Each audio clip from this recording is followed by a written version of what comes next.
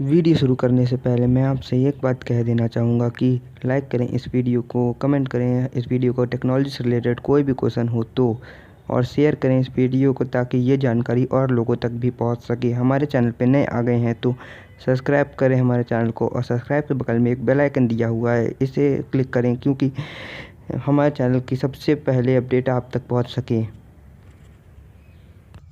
Hello friends, तो मैं आ चुका हूँ आपके लिए एक और नई वीडियो लेकर के। और आज का हमारा टॉपिक है कि इंटरनेट। अब इंटरनेट, अगर मैं आपसे पूछूं कि आप इंटरनेट में क्या करते हैं तो आपका जवाब होगा कि आप व्हाट्सएप चलाते हैं और सोशल मीडिया प्लेटफॉर्म को इस्तेमाल करते हैं और कुछ वेबसाइट को सर्फ करते हैं। और वेबसाइट, अगर मैं आपसे पूछूं कि वेबसाइट को कौन कौन सी वेबसाइट को सर्फ करते हैं तो ज़्यादातर लोग का जवाब आएगा गूगल हो गया और विकीपीडिया हो गया। नॉलेज लेने के लिए विकीपीडिया और नॉलेज की वेबसाइट तक पहुंचने के लिए गूगल। तो ज़्यादातर आप विकीपीडिया या गूगल और कुछ ही वेबसाइट हैं जिनको आप यूज़ करते हैं। तो अगर मैं आपसे कहूँ कि केवल इतनी ही वेबसाइट एग्जिस्ट नहीं करती हैं, और भी ढेर कई सारी वेबसाइट्स हैं जो एग्जिस्ट करती हैं। और इंटरनेट के कुछ पार्ट में इंटरनेट को डिवाइड किया गया है। तो आप कहेंगे कि इंटरनेट को पार्ट में अगर डिवाइड किया गया है तो क्या हम सारे पार्ट को इस्तेमाल कर सकते हैं?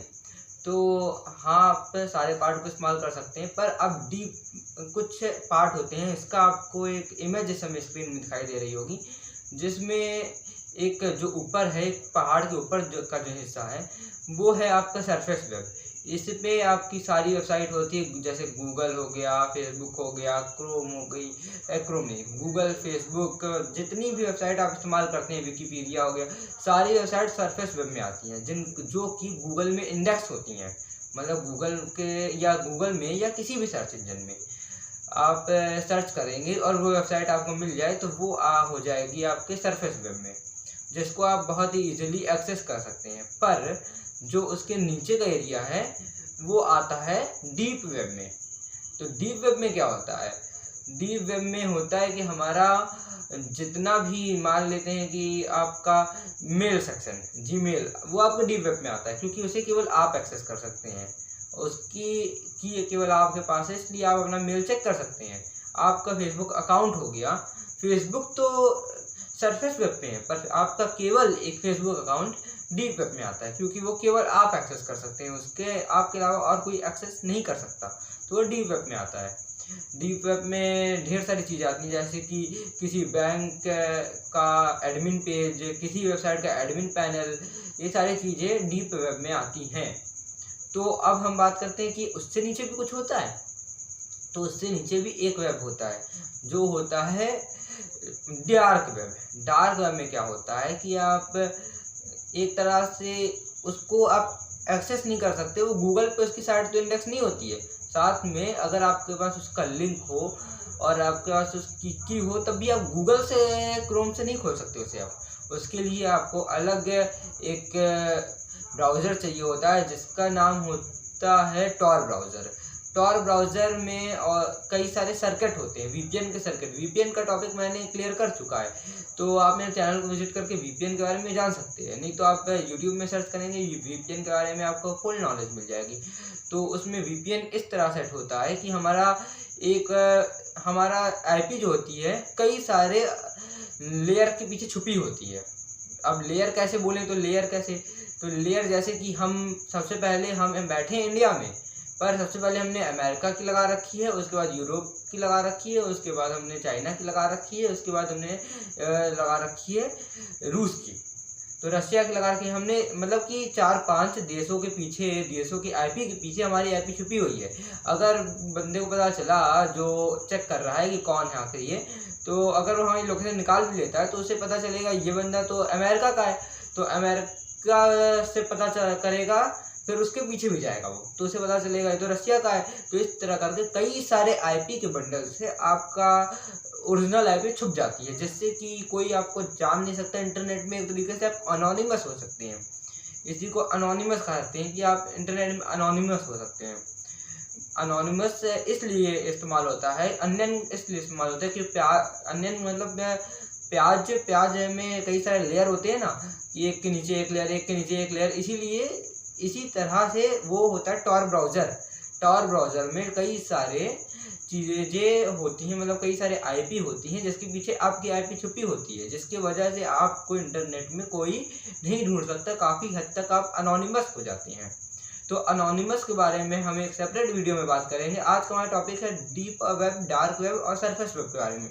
सरफेस वेब के बारे में तो आपको पता ही है कि आपका मेन वेब, जैसे आप हमेशा एक्सेस करते हैं और वो वेबसाइट गूगल पे इंडेक्स होती है, जैसे विकिपीडिया हो गया, facebook.com हो गया, google.com हो गया, olx.in हो गया, flipkart.com हो गया, amazon.com हो गया, सारे के सारे सरफेस वेब में आते हैं। पर जो आपका मेल होता है, जिसके पास आपकी आईडी पासवर्ड होती है, जीमेल हो गया, ईमेल हो गया, जो केवल एक पिन से खुलेगा, जिसकी पिन केवल आपके पास है, वो आता है हमारा डीप वेब में। अब आपका मेल तो कोई और खोल कर नहीं दे सकता ना, और जो उसके भी नीचे होता है, ये ज़्यादातर इलीगल काम के लिए इस्तेमाल होता है, क्योंकि कोई भी वेबसाइट अगर किसी न किसी होस्टिंग में सेव होती है, कहीं ना कहीं से होस्टिंग लिया जाता है। जैसे कि गॉड एडी से होस्टिंग हमने लिया और उसके होस्टिंग में हमने बना दिया, एक वेबसाइट खड़ी कर दी। अब उस वेबसाइट का हम तो देख सकते हैं, हम तो उस वेबसाइट को कंट्रोल कर सकते हैं, पर हमारी होस्टिंग जिस कंप्यूटर में हमारी वेबसाइट सेफ है, वो भी उस वेबसाइट को देख सकता है ना। तो एक सर्वर आ जाता है बीच में। पर इसमें क्या होता है, डीप वेब में तो एक सर्वर रहता है, डीप वेब में सर्वर रहता है और सरफेस वेब में सर्वर रहता है। पर डार्क वेब में जो सर्वर होता है वो हमारा खुद का कंप्यूटर हो जाता है। जैसे कि हमने कंप्यूटर है हमारे पास, और उस कंप्यूटर में हमने अन्य के मदद से, टॉर ब्राउज़र की मदद से एक खुद की अन्य वेबसाइट बनाई। आप ध्यान दीजिएगा, कोई भी वेबसाइट डार्क वेब में होगी तो उसके पीछे .onion लिखा होगा। जैसे .com होता है, .in होता है और .xyz, कोई भी इतने तरह के डोमेन आ गए हैं अब तो। अब कोई भी डोमेन होता है वो सारे आपको सरफेस वेब में मिलेंगे। पर जो आपका डार्क वेब होता है उसमें हमेशा लास्ट में .onion लिखा होता है। आपको जान के हैरानी होगी कि जो facebook.com है वो facebook.onion भी एग्जिस्ट करती है। मतलब फेसबुक की एक डोमेन facebook.onion भी है, जो कि डार्क वेब में ऑपरेट करती है। तो कई लोगों का कहना है इसमें हैक होने के चांसेस ज़्यादा है, पर ये वेबसाइट फेसबुक के द्वारा ऑफिशियल है, इसलिए इसमें हैक नहीं होगा। कई लोगों का मिथ है ये कि हैक हो सकती है, पर ऐसा नहीं होता। पर डार्क वेब में रहेगा तो खतरा तो रहता है, क्योंकि डार्क वेब एक तरह से जाल है, एक तरह से ट्रैप है हमें फंसाने का। नॉर्मल यूज़र के लिए डार्क वेब नहीं बना है।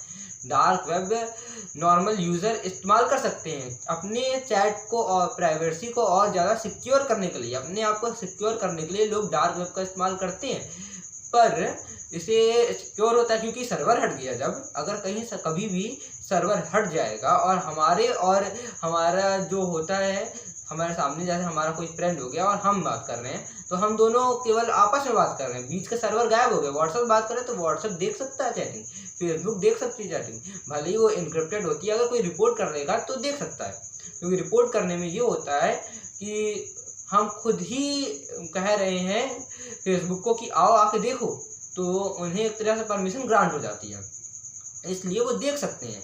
पर इसमें क्या होता है, इसमें हम हैं या तो हमारा फ्रेंड है, हम दोनों क्या बात कर रहे हैं, क्या चैट कर रहे हैं, वो केवल हमारे बीच में ही रहेगी, क्योंकि ये होता है अनियन के थ्रू होता है। एक तरह से कई सारे लेयर बन गई। अगर कोई देखना भी जाएगा, कोई CBI FBI वगैरह कोई भी इसमें दखल देना भी चाहेंगे तो बहुत मुश्किल होगा, क्योंकि हमारी जो मेन IP है वही IP हम हाइड करके बैठे हैं।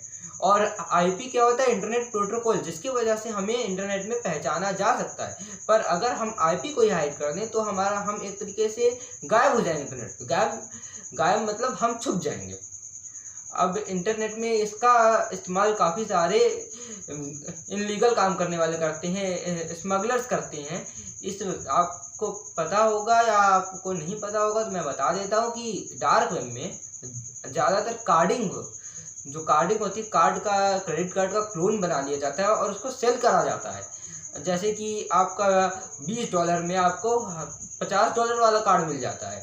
ऐसा इसीलिए होता है क्योंकि वो कार्डिंग होता है, चोरी का कार्ड होता है जो आपको बिक जाता है। और अगर आप उसे खरीद के कुछ करते हैं तो खरीदने लेते हैं और उसे यूज़ करते हैं तो आपका हो सकता है कि हो नहीं सकता, पकड़ ही लिया जाएगा, क्योंकि उसके जब तक वो कार्डिंग हो गई, जब तक वो यूज़ नहीं है तब तक तो बैंक बीच में नहीं है, क्योंकि बैंक को पता ही नहीं है इसकी कार्डिंग हो चुकी है। पर जैसे ही आप उसे यूज़ करेंगे तो बैंक को पता चल जाएगा कि इस बंदे ने पैसा निकाला है, यहाँ से पैसा निकाला गया है, ATM से निकाला गया है, इसे जान दबोच लो। इस वजह से ऐसा होता है कि लोग खरीद तो लेते हैं पर बाद में फंस जाते हैं। कई सारे ऐसे केस सामने आए हैं जिसमें ये पता चला है कि लोग फंस गए हैं, क्योंकि कार्डिंग चोरी का सामान खरीदते हैं और बैंक बीच में आ जाता है। बैंक, क्योंकि आप जब खरीद लेंगे तब तो वो ऑपरेटर आ जाएगा ना, बैंक आ जाएगा सामने, क्योंकि बैंक का ही जो क्रेडिट कार्ड है तो आपके सामने आ जाएगा। इस तरह होता है, हम कार्डिंग होती है। और एग्जांपल अगर लें तो डार्क वेब में होता है ड्रग्स की स्मगलिंग होती है, और कई सारी इलीगल चीज़ें होती हैं, जैसे कि गैर कानूनी बंदूकें भेजी जाती हैं। कोई भी रेड रूम चलता है यहाँ तक। रेड रूम के बारे में मैं एक सेपरेट वीडियो बनाऊंगा, इसका एकदम शॉर्ट में अभी बता दे रहा हूँ। रेड रूम में क्या होता है, लोगों को टॉर्चर किया जाता है, लोगों के साथ टॉर्चर किया जाता है और उसकी बोली लगती है, और जिस बोली के हिसाब से जो अंदर बैठा होता है रूम में, जो टॉर्चर कर रहा होता है, वो उसे टॉर्चर करता है। लोगों के कहने पे लोग उसे पैसा देते हैं। ये बहुत बुरे लोग होते हैं। ये रेड रूम एक तरह से बहुत गलत चीज़ भी होती है, बहुत गलत चीज़ भी नहीं होती, बहुत गलत चीज़ ही होती है। ये रेड रूम एक तरह से बहुत बेकार चीज़ होती है। और डार्क वेब, अब आप सोच रहे होंगे डार्क वेब तो इलीगल काम होते हैं, इसमें तो हमारा क्या काम है। आपका काम है, आप इससे सिक्योर हो सकते हैं, इसके बारे में जान सकते हैं, जान लेंगे तो बच सकते हैं। कहीं भी कभी भी आपको दिखेगा .unknown लिखा है तो आप उस पर क्लिक करने से बचेंगे, क्योंकि अगर आप क्लिक कर देंगे तो आप उसे चले जाएंगे उसके अंदर। हो सकता है कि उस वेबसाइट में कौन कौन से जावा स्क्रिप्ट लगे हों, आपको पता तो नहीं है ना। आप उसका HTML डाउनलोड करके देख तो रहे नहीं है कि कौन कौन से जावा स्क्रिप्ट लगे हों, हैं कहाँ से डेटा जा रहा है, कहाँ से डेटा आ रहा है, ये आपको नहीं पता है। आप डायरेक्ट क्लिक कर रहे हैं, आप ये नहीं कर रहे हैं कि ऑप्शन आता है जब आप देर तक क्लिक करे रहते हैं, और या फिर लेफ्ट साइड वाला माउस का बटन दबाते हैं तो एक ऑप्शन आता है कि HTML डाउनलोड करने का ऑप्शन आता है। तो अगर आप HTML डाउनलोड करके उसमें HTML जावास्क्रिप्ट वगैरह सब पूरा कोडिंग अगर पढ़ के आप समझें कि क्या है, तब अगर आप क्लिक करें तो आप ज़्यादा सिक्योर हैं। पर इसके लिए आपको बहुत ज़्यादा नॉलेज होनी चाहिए, जिसकी वजह से आपको नॉलेज उतनी होगी नहीं, क्योंकि सबको कोडिंग नहीं आती, सबको HTML CSS जावास्क्रिप्ट जावा नहीं आता। इस वजह से लोग क्या करते हैं, डायरेक्ट क्लिक कर देते हैं, क्योंकि उनको जल्दी से जल्दी वेबसाइट में पहुँचना है। वेबसाइट में पहुँचे तो पता नहीं उसमें हो सकता है कि कैमरा का परमिशन ले रहा हो, क्योंकि अननोन है तो अननोन में हो सकता है कि उसने किसी ऐसी तरह बना रखा हो कि आपके बिना परमिशन लिए ले ले, डिटेल्स ले ले। कैमरा चालू हो गया और आपको देख रहा हो, आपकी लोकेशन देख रहा हो, तो ये सब बहुत गलत चीज़ें भी होती हैं। इसीलिए कहा जाता है डार्क वेब में किसी भी वेबसाइट को ओपन करने से पहले 10 बार सोचें, उसके बाद ओपन करें, क्योंकि डार्क वेब बहुत अच्छी चीज़ भी है। यहाँ पे आपको कई सारी चीज़ें फ्री में मिल जाती है और कई सारी चीज़ें फ्री में मिल जाती हैं, तो फ्री में कोई चीज़ डाउनलोड करें ना। ये इस चीज़ के लिए मैं वार्निंग देना चाहूँगा, क्योंकि अगर आप फ्री में डाउनलोड कर भी लेते हैं किसी चीज़ को तो क्या होगा, उसमें आपको नहीं पता है कि कौन सी पाइथन की स्क्रिप्ट लगी हुई है, उसके अंदर कौन सी पाइथन की स्क्रिप्ट बाइंड है या जावा स्क्रिप्ट बाइंड है, आपको नहीं पता है। आपके पास तो डेटा आ जा रहा है, पर हो सकता है वो आपके लिए एक बैकडोर हो, आपके सिस्टम का एक बैकडोर जो कि खुल जाए और एक हैकर के लिए जगह छोड़ दे। और हैकर कौन होगा, जिसने वो पाइथन की स्क्रिप्ट बनाई है, और वो आपके सिस्टम को हैक कर सकता है। हो सकता है वो आपके सिस्टम में रॉनसमवेयर डाल दे, जिसकी वजह से आपका सिस्टम ऑन ही नहीं होगा। रॉनसमवेयर के ऊपर भी मैं एक डेडिकेटेड वीडियो बनाने वाला हूँ, तो इस चैनल को सब्सक्राइब जरूर कर दें और लाइक ज़रूर कर दें अगर ये वीडियो अच्छी लग रही हो तो अब हम देखेंगे कि अगर डार्क वेब में हमें यूज़ नहीं करना है, तो मैं बता क्यों ना डार्क वेब के बारे में। मैं आपको इसलिए बता रहा हूँ क्योंकि आप सतर्क हो सकें। और आप डार्क वेब कोई गलत चीज़ नहीं है। डार्क वेब आपको सोच रहे होंगे डार्क वेब इलीगल है, ये एक मिथ है। डार्क वेब चलाना इलीगल नहीं है, पर डार्क वेब पे गलत काम करना इलीगल है। कोई भी चीज़ का आप गलत यूज़ करेंगे तो इलीगल आ जाएगी ना। तो डार्क वेब एक तरह से सही है, यूज़ कर सकते हैं, अपनी प्राइवेसी को बचा सकते हैं। आप क्या सर्च कर रहे हैं किसी को पता नहीं चलेगा, यहाँ तक कि आपके ऑपरेटर तक को पता नहीं चलेगा कि आप क्या सर्फ कर रहे हैं। हमेशा तो आपके ऑपरेटर को पता चलेगा कि आप कौन सी वेबसाइट सर्फ कर रहे हैं, पर वो ऑपरेटर इतना इंटरफेरेंस नहीं करता है कि आप ऑपरेटर की तरह से खुली छूट दे रखा है, आप कह सकते हैं कि आप कुछ भी सर्च कर सकते हैं, पर ऑपरेटर को पता तो चल रहा है ना। अगर वो आपका डेटा निकाले सर्च का कि आईएसपी के पास कौन कौन सी रिक्वेस्ट आई है, किस किस वेबसाइट की आईपी की रिक्वेस्ट आई है, तो जान सकता है कि आप क्या सर्च कर रहे हैं। पर अगर आप टॉर ब्राउज़र इस्तेमाल करते हैं, आपकी आईपी की ढेर सारे छुप चुकी है आईपी, तो आप एक तरह से आईएसपी को कुछ और बताएंगे कि आप कहीं और जाना चाहते हैं, पर पहुंचेंगे आप उसी जगह पे। तो मेरा यह मकसद बिल्कुल नहीं था कि आप डार्क वेब इस्तेमाल करें। डार्क वेब आप इस्तेमाल कर सकते हैं, पर उसे इलीगल एक्टिविटी करने के लिए इस्तेमाल करने का मेरा मोटिव नहीं है, मेरे चैनल का मोटिव नहीं है। तो आशा करता हूँ आपको समझ में आ गया होगा डार्क वेब किस तरह काम करता है और डीप वेब किस तरह काम करता है और सरफेस वेब क्या होता है। इन तीनों के बारे में आपको डिफरेंस मिल गया होगा। और एक और मिथ है लोगों का कि लोग सोचते हैं कि डार्क वेब बहुत बड़ा है, सरफेस वेब से बड़ा है, डीप वेब से बड़ा है, तो ऐसा नहीं है। सबसे बड़ा होता है डीप वेब।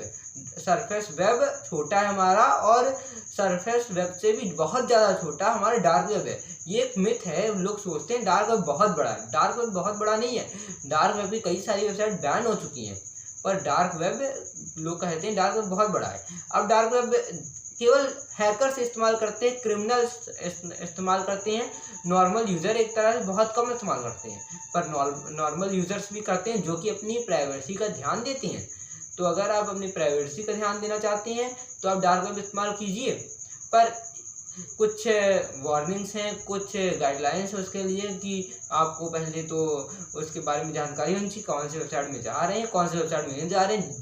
.in वाली वेबसाइट में तो बिल्कुल ना जाएं, और अगर जा भी रहे हैं तो आप थोड़ा रिसर्च करके जाएं कि वेबसाइट सही हो। आप एक काम कर सकते हैं, आप उसका HTML रीड कर सकते हैं। HTML रीड करना बहुत आसान होता है, पर जावास्क्रिप्ट रीड करना आसान नहीं होता है, इसमें जावास्क्रिप्ट भी लगी रहती है। तो HTML में आपको ये तो पता चल जाएगा ना कि हल्का फुल्का HTML रीड करना सीख लीजिए कहीं से, तो HTML में आपको ये पता चल जाएगा कि उस वेबसाइट में कंटेंट क्या पड़ा है। ये नहीं पता चल पाएगा ये, क्योंकि जावास्क्रिप्ट सीखने में तो आपको टाइम लगेगा।